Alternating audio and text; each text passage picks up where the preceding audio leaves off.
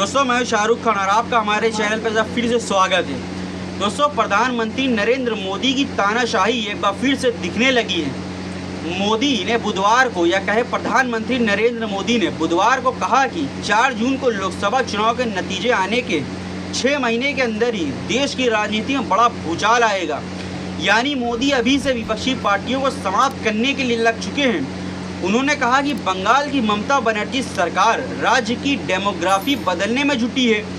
PM Modi ने कहा कि आपका एक वोट देश की राजनीतिक दिशा बदल देगा। 4 जून के बाद अगले 6 महीनों में एक बड़ा राजनीतिक भूचाल आएगा। वंशवादी राजनीति के भरोसे चलने वाले कई राजनीतिक दल खुद ही खत्म हो जाएंगे। यानी कांग्रेस पार्टी के राष्ट्रीय अध्यक्ष मल्लिकार्जुन खड़गे यूं ही जनता से नहीं कह रहे हैं कि 2024 का चुनाव देश का आखिरी चुनाव हो सकता है या होगा। बीजेपी पार्टी के नेता भी तो यही कहते हैं कि बीजेपी 400 पार होगी तो बीजेपी सरकार संविधान में बदलाव भी करेगी। क्या मोदी जी देश के संविधान से खिलवाड़ कर जनता के हक छीनना चाहते हैं? इसके अलावा मोदी जी का कहना है कि विपक्षी पार्टियों के कार्यकर्ता थक चुके हैं। तो क्या आपके कार्यकर्ता एक्टिव हैं? जो चुनाव प्रतिशत मत कम हुआ है वे खुद जानते हैं कि देश किस दिशा में बढ़ रहा है और उनकी पार्टियों की क्या स्थिति है।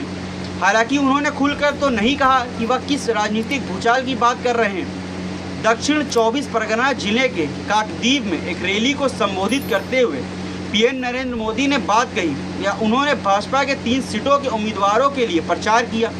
इस दौरान डायमंड हार्बर, मथुरापुर, जयनगर के भाजपा कैंडिडेट भी मौजूद थे।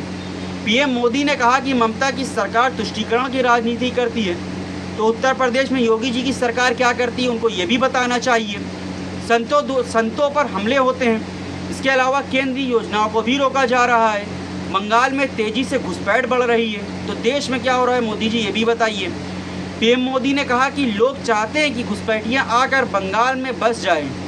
उन्होंने कहा घुसपैठिए बंगाल के युवाओं के हाथों में अवसर छीन रहे हैं तो वे आपकी ज़मीन और संपत्तियां कब्जा कर रहे हैं। पूरे देश में इसे लेकर चिंता है। सीमांत इलाकों की डेमोग्राफी बदल रही है। आखिर टीएमसी क्यों सीए का विरोध करती है और झूठ फैलाए जाते हैं? तो मोदी जी ये बताइए कि बाहर के लोगों की नागरिकता बाहर की होती है विदेशों में तो उनको यहाँ वोट देने का अधिकार किसने दिया? आखिर अगर वो बाहर की नागरिकता ले चुके हैं तो उनको देश में वोट देने का अधिकार भी नहीं होनी चाहिए। क्या वो दोहरी नागरिकता के साथ जी सकते हैं? अगर ऐसा है तो हिंदुस्तान में भी दोहरी नागरिकता वाले लोगों को रहने का आपको अधिकार देना चाहिए। आपको बता दें कि पीएम मोदी आखिरी चरण के लिए प्रचार में जुटे हैं। इसके तहत 1 जून को बंगाल की भी 9 लोकसभा सीटों पर मतदान होना है। इन सीटों में कोलकाता, दक्षिण 24 परगना और उत्तर 24 परगना सीटें शामिल हैं। बता दें कि 2019 में आम चुनाव में भाजपा ने बंगाल में 18 सीटें जीत ली थी। वह इसके लिए बड़ा आंकड़ा था। ऐसे में वह चाहेगी इस बार उससे भी आगे निकले, लेकिन ये नामुमकिन सा लग रहा है। अगर होता है तो ये ईवीएम की घोटालेबाजी और धांधली होगी क्योंकि जनता वोट प्रतिशत के हिसाब से वोट नहीं दे रही है। पीएम मोदी ने कैंपेन के दौरान कहा कि लोकसभा चुनाव में या बंगाल में मेरी आखिरी रैली है। ये सही बात हो सकती है। इसके बाद मैं उड़ीसा जा रहा हूँ। कल प्रचार का आखिरी दिन है। बता दें कि प्रचार के आखिरी दिन पीएम मोदी पंजाब में रहेंगे और वहां भी जुमलेबाजी चलती रहेगी। गौरतलब है कि प्रधानमंत्री मोदी मंगलवार को कोलकाता में रोड शो किया था। दोस्तों मोदी जी के झूठे वादे 10 साल से तो आप देख रहे हैं। 4 जून तक और बर्दाश्त करिए। शायद हो भी सकता है ईवीएम उनको एक बार फिर जिता दे या विपक्षी गठबंधन जीत जाए। ये तो 4 जून के बाद ही पता चलेगा।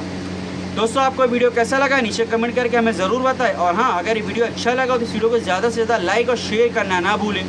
साथ ही हमारे इस यूट्यूब चैनल को भी सब्सक्राइब ज़रूर करें। तो फिर मिलते हैं इसी तरह की नई वीडियो के साथ। तब तक के लिए आप हमारे साथ ऐसे ही बने रहें और हमें इजाज़त दें। जय हिंद।